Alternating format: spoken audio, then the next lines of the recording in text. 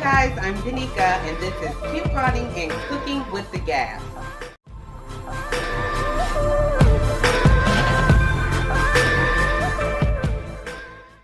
Okay guys, so I took my cornbread out of the oven. That's done. So it's sitting on the towel right here on the counter just cooling off for the next step.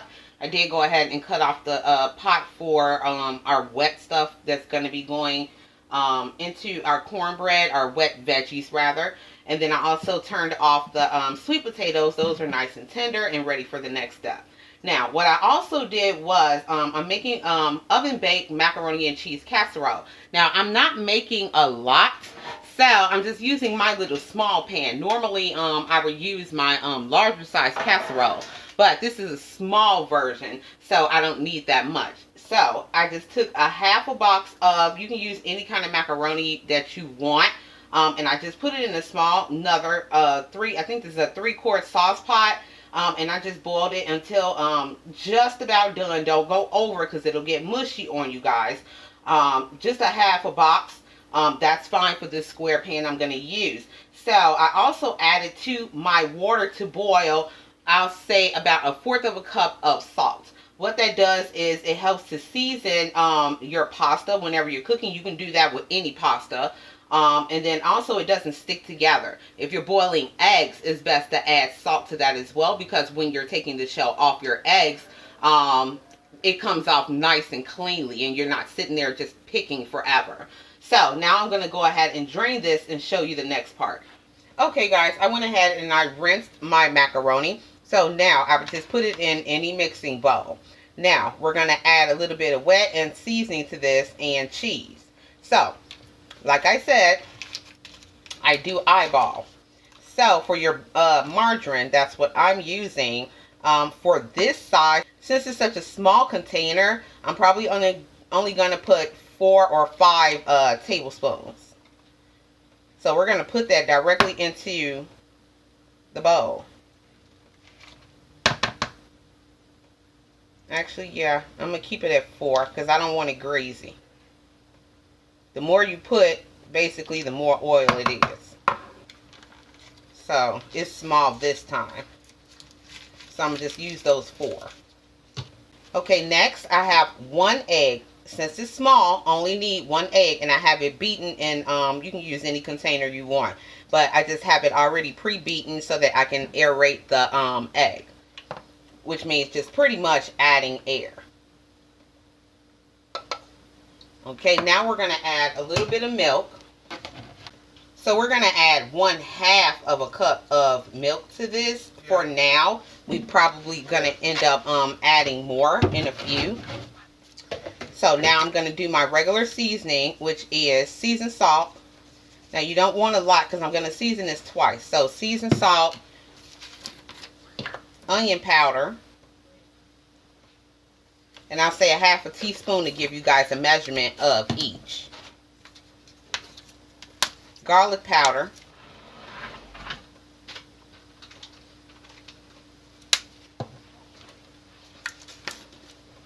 And black pepper. This one's almost gone, so I'm going to just go ahead and get rid of that. So once we have all of that in, let's go ahead and mix just a little bit around. Because after this, we're going to add our cheese. So we're going to pretty much just coat everything with the milk. Okay, now let's get our cheese. Now I really don't specify which cheese to use. Use the ones that you like. For today, I have cheddar jack. So I have this one I've used for other things. So I'm going to finish this off. And then I have a whole brand new cheddar jack here. So for total cheese inside, I would tell you 1.5 cups.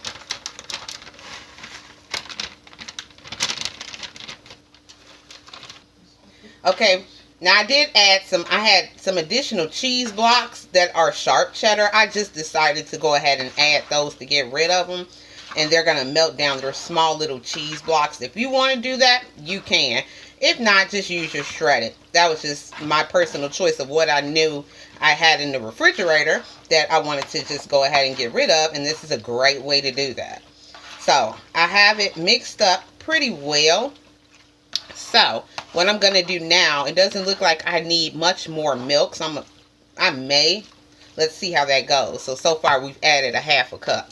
So now I'm going to season again. The same seasoning. Seasoned salt, onion powder, garlic powder,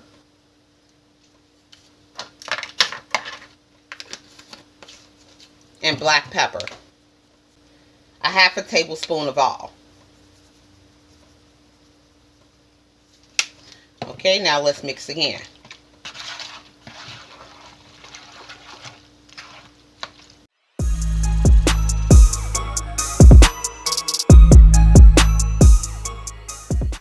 And be sure that you are mixing this well, because don't forget there is egg in here. And you want to incorporate that everywhere. Now I think I'm going to go ahead and add another 1/4 of a cup of milk.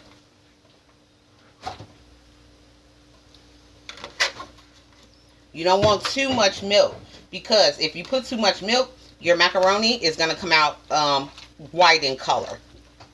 And that's what you don't want. You want it smooth and creamy, but you don't want to change the color of it.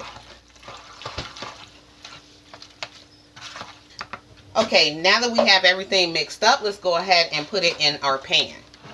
Okay, so I severely underestimated the size of my pan, so I had to go get my medium-sized casserole. This is actually my grandmother's, and I always use this for the macaroni because this is what she used. So I'm going to go ahead and put it in here instead. I didn't mean to make that much, but yeah, that happened. That's alright. We got leftovers, plenty of them, so it's alright. So I'm going to just smooth this on around in here and make sure I get all of my cheese out of my bowl. Okay, so now I'm going to add cheese to the top of this. And this is just the remainder of the cheese that I had. Since we got so much on the inside, I think this time I'm not going to put a whole lot over the top. So the rest of this bag is perfectly fine. And then I did add a little extra black pepper on top, just because, like I said, we like pepper in this house. So just try to cover up the parts that are not covered. And just move it around. Okay, so that's that. Now, I'm going to put the top over this, and it's going to go in the oven. My oven is still on 400 degrees, but I'm going to put this on the top rack. We're going to go ahead and bake this about 45 minutes, and then we're going to just come back and check on it. Okay, guys, I just took out our chicken breasts, and they turned out really, really well. They're nice and juicy, and we have our onion on top. You can see the seasoning. And then see right here, I didn't mean for it to break completely off, but it's fully done and juicy. We still have juice in here, and it is juicy inside of the breast. Okay, let's go ahead and move on to the next part.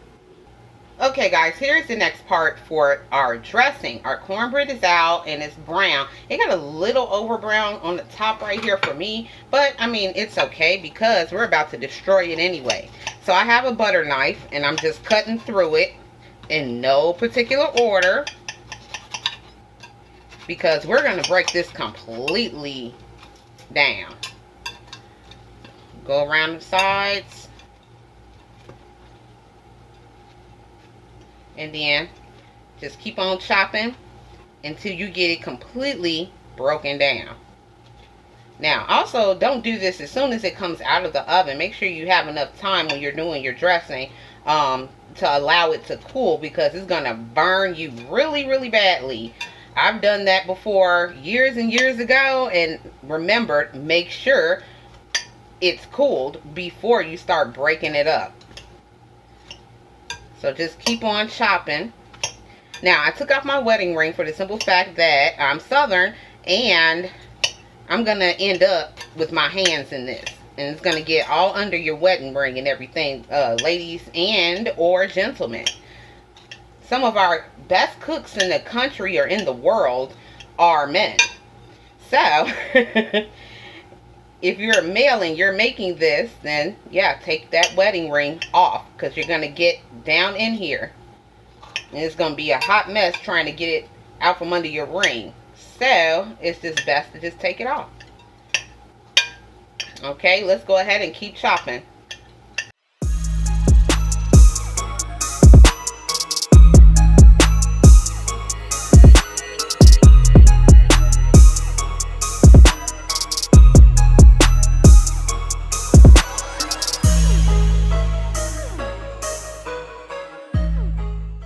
Okay guys, I have everything broken down to my liking.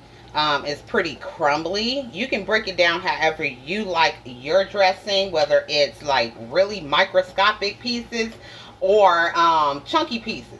So that part is totally up to you. I like mine pretty much in between, I guess you could call it. Okay, now also I'm multitasking. So I did turn my sweet potatoes back on. They're done, but I'm about to candy those. So I need the water at a nice roaring boil. So I did turn that back on. Now back to the dressing. So now we're going to season. So it's still my house seasoning, I guess you could call it. Seasoned salt. Now also, once again, I do this twice, so I do a bit at a time. Seasoned salt, onion powder,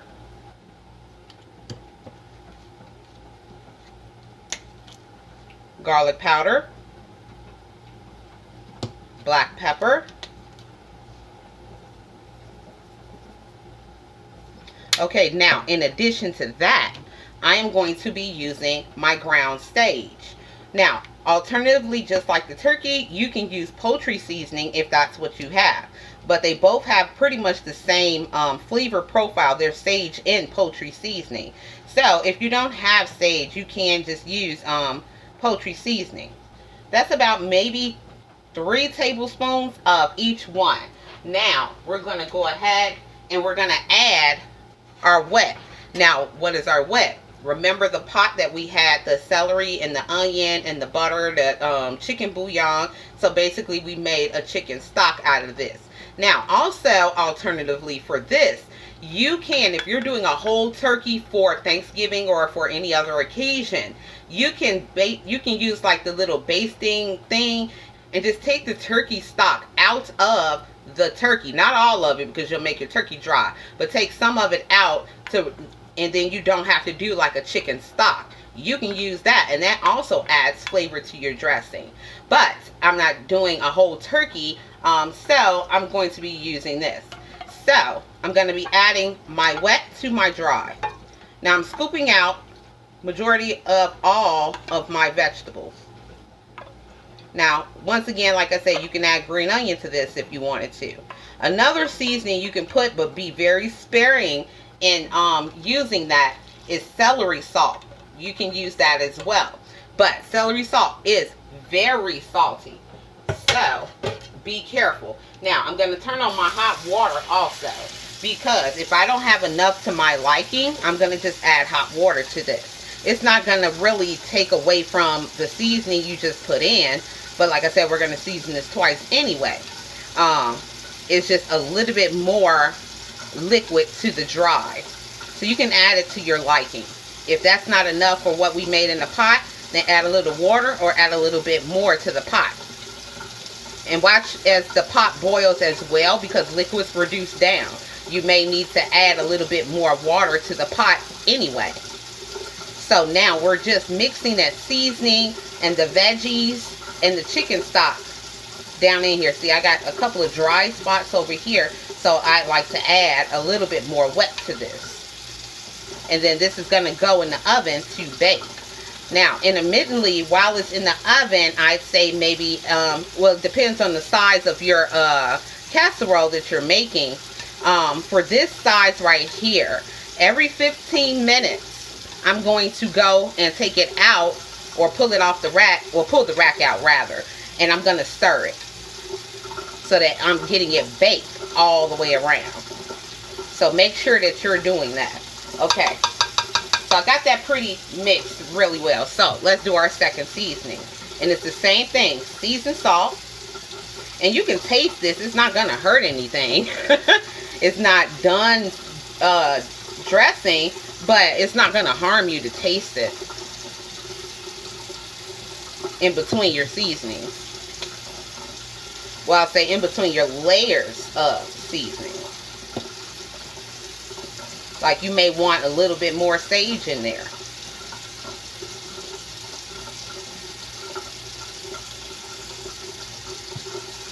Okay, now I'm going to add, I'm just using the pot that I used just now for the stock. Now always add a little bit at a time. Don't overdo, because you can always add, but you cannot take it away. You're going to have to start all over, and that'll be just a mess. So just add a bit, stir. Add a bit, stir, until you get it to where you want it.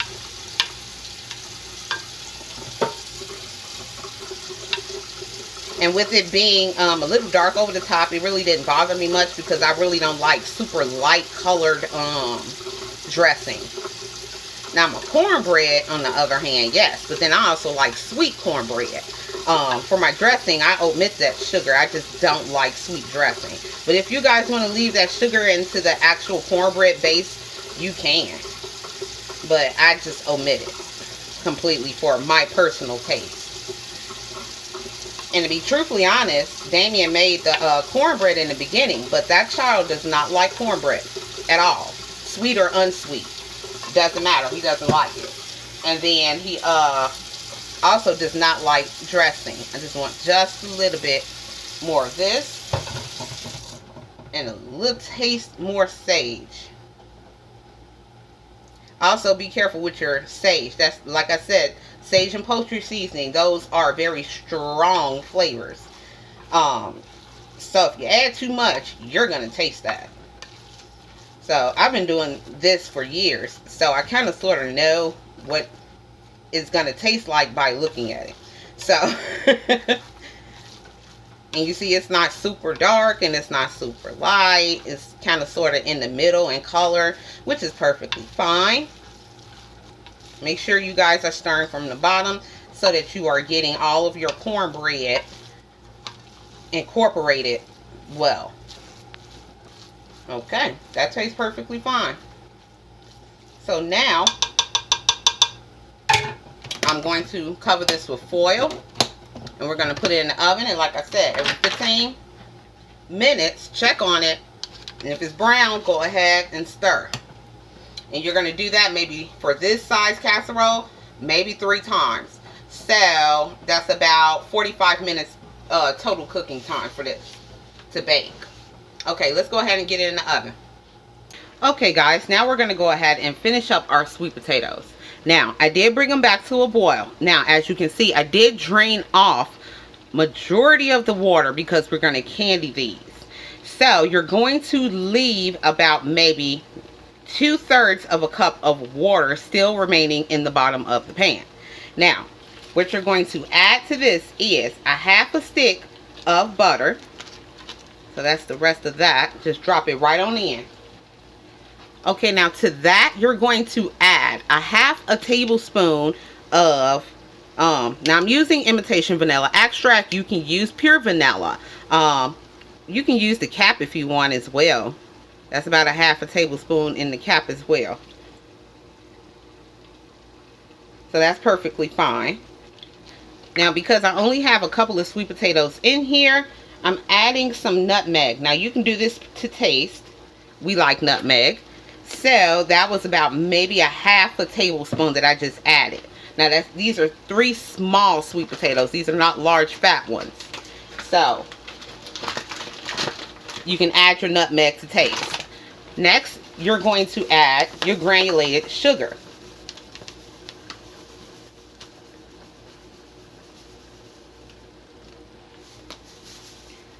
Now that's about 1 cup or 1 2/3 of a cup. You can do it to taste. We like sweet candy sweet potatoes, so that's about 1 cup and 2/3 of a cup that I added.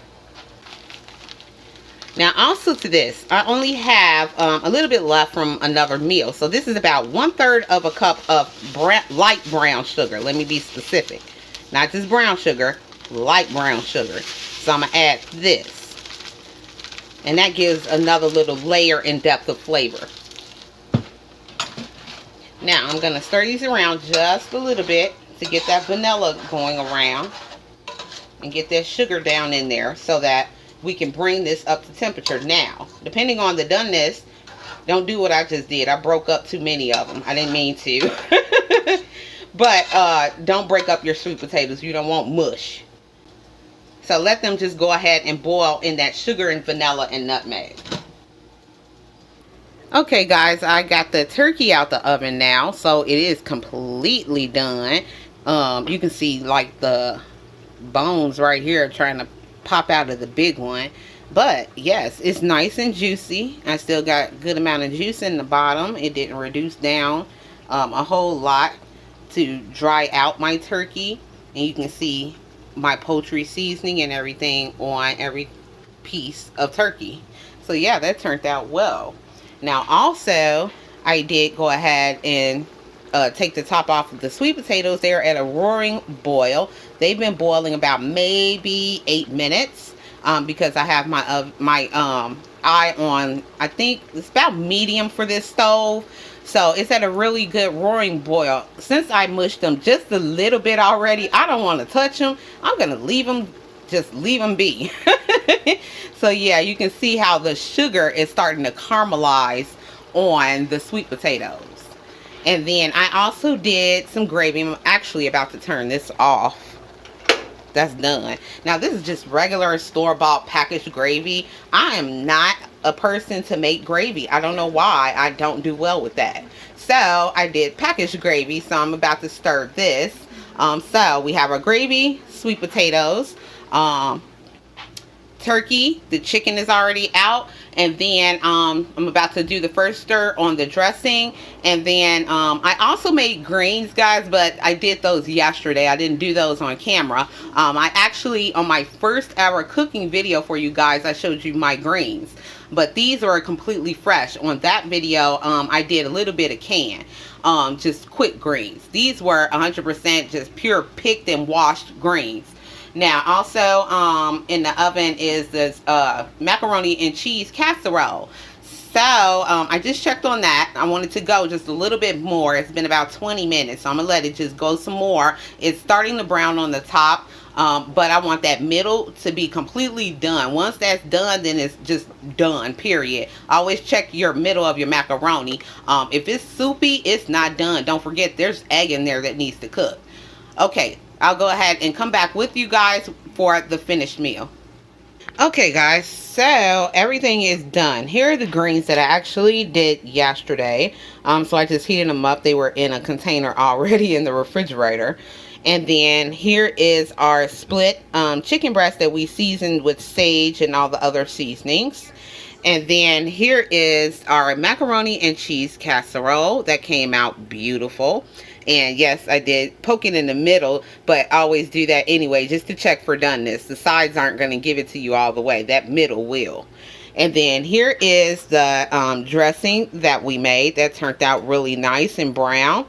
And then here are our candy sweet potatoes. And then the gravy, the box gravy. And then here is our turkey. So this is the Gabb family Easter special. So I hope you guys enjoyed this video, and I hope you guys are successful if you like to recreate your own versions of these dishes. Okay guys, that's gonna go ahead and wrap it up for me. So thank you guys so much for watching. Don't forget to like and subscribe, and happy cooking and couponing with love. Bye. Come on now, come on, won't you come with me? Time to let it go and be free. Won't you come and breathe the open skies? Come now, come listen to the melody. Slow it down, put yourself at ease. Time to live it live.